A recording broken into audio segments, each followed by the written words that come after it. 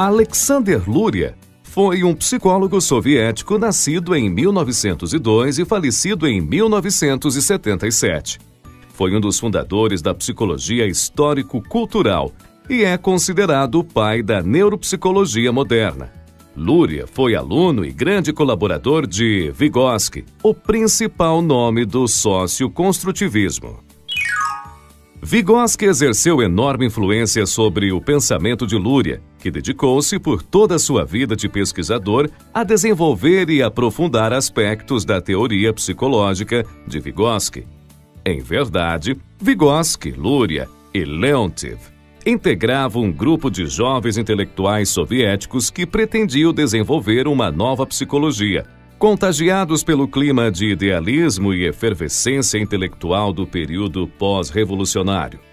Eles acreditavam que uma nova sociedade estava emergindo, uma nova era, e desejavam integrar a produção científica e o regime social que acabara de ser implantado na então União Soviética. Buscavam construir uma nova psicologia, que se tornaria conhecida como psicologia socio-histórica, ou socioconstrutivismo. Mas eles também contribuíram para o surgimento de uma nova ciência chamada neuropsicologia.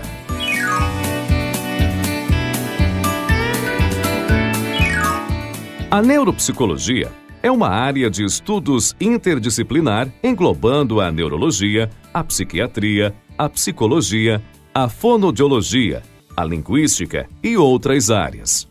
Seu objetivo é estudar as inter-relações entre as funções psicológicas humanas e a nossa estrutura biológica. De todos os colaboradores de Vygotsky, Luria foi o que mais se dedicou ao estudo das relações entre as funções psicológicas e o sistema nervoso central, e ficou conhecido como um dos mais importantes neuropsicólogos do mundo. Mas ele mesmo reconhecia que as sementes de seu trabalho estavam nos estudos de Vygotsky realizados nos anos 1920 sobre lesões cerebrais, disfunções da linguagem e funcionamento psicológico em condições normais e anormais.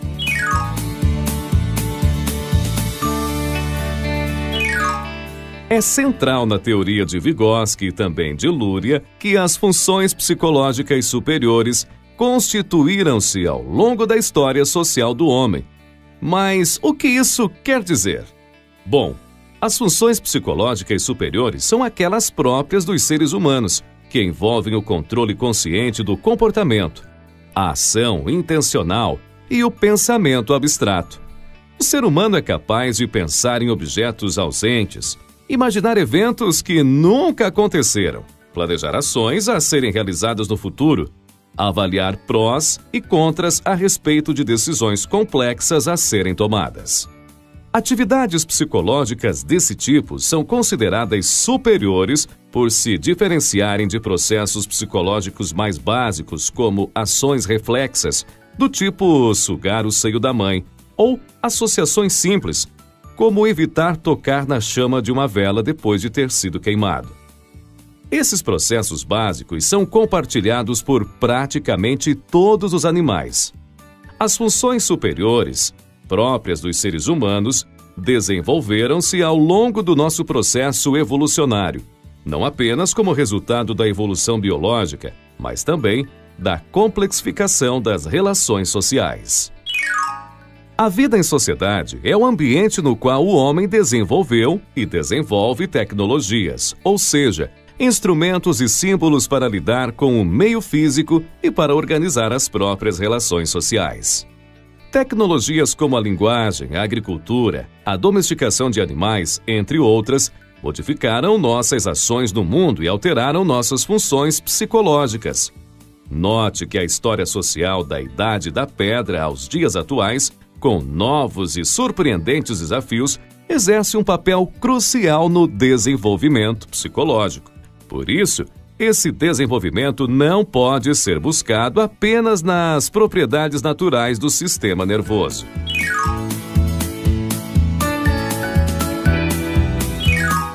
Seria inadequado pensarmos o cérebro como um sistema fechado, como se todas as suas funções já estivessem pré-definidas.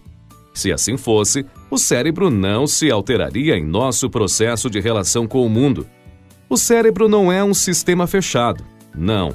Ele é um sistema aberto, ou seja, o cérebro interage com elementos que estão fora dele, elementos do meio físico e sociocultural. Essa interação transforma as estruturas e os mecanismos de funcionamento do cérebro. Por isso, para Vygotsky, assim como para Luria, as funções psicológicas superiores constituíram-se ao longo da história social do homem. A forma de funcionamento do organismo não está completamente estabelecida já no nascimento, nem para nós, nem para os outros animais. Caso contrário, a evolução seria impossível.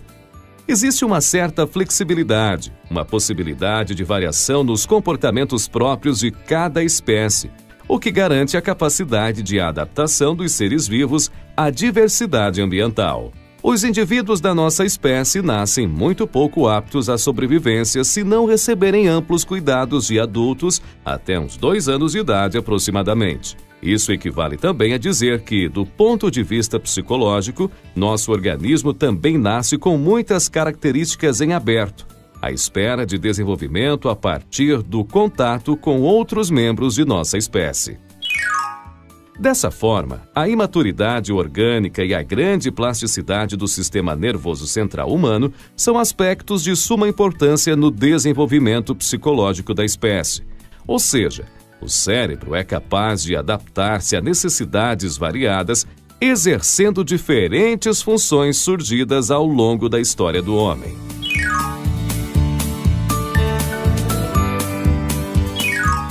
O conceito de sistema funcional foi criado pelo biólogo e fisiologista russo Pyotr Onokhin, mas foi Luria que aplicou esse conceito ao sistema nervoso central humano. Um sistema funcional é o conjunto de estruturas cerebrais e de processos fisiológicos, ou seja, processos bioquímicos, físicos e mecânicos, que permitem a realização de certas tarefas. É importante entender que uma determinada função mental, como por exemplo a leitura, não é propriedade de uma parte específica do cérebro. Assim como a respiração não é uma função apenas do pulmão, mas do sistema respiratório como um todo. Então, as funções mentais são organizadas pela ação conjunta e articulada de variadas estruturas. E cada uma dessas estruturas pode estar em diferentes e distantes áreas do cérebro. Logo, cada função mental, como por exemplo, a atenção, a memória ou a leitura, é realizada por um sistema funcional complexo que envolve certas áreas do sistema nervoso que atuam de forma conjunta. Os sistemas funcionais são flexíveis, ou seja, eles podem se utilizar de diferentes recursos para manter ativa uma determinada função. Por exemplo, se o principal grupo de músculos que atua na respiração deixar de funcionar, os músculos intercostais são acionados. Se estes também falharem, os músculos da laringe começam a operar para que o organismo engula o ar e a função respiratória possa continuar ativa, suprindo os pulmões com oxigênio. Note que um sistema funcional se vale de mecanismos variáveis para produzir um mesmo resultado. Em vez da respiração, pensemos agora numa tarefa mais relacionada à vida social. Imagine que você precisa calcular quanto é 12 mais 7. Você pode contar nos dedos ou fazer o cálculo usando lápis e papel. Pode ainda usar a calculadora ou até responder de memória. Cada uma dessas formas de solução utilizará diferentes rotas que mobilizarão diferentes partes do cérebro e diferentes funções cognitivas. Note que contar nos dedos envolve uma ação motora diferente daquela que é utilizada para operar a calculadora. Já o uso dessa máquina requer a mobilização de um saber técnico sobre sua operação.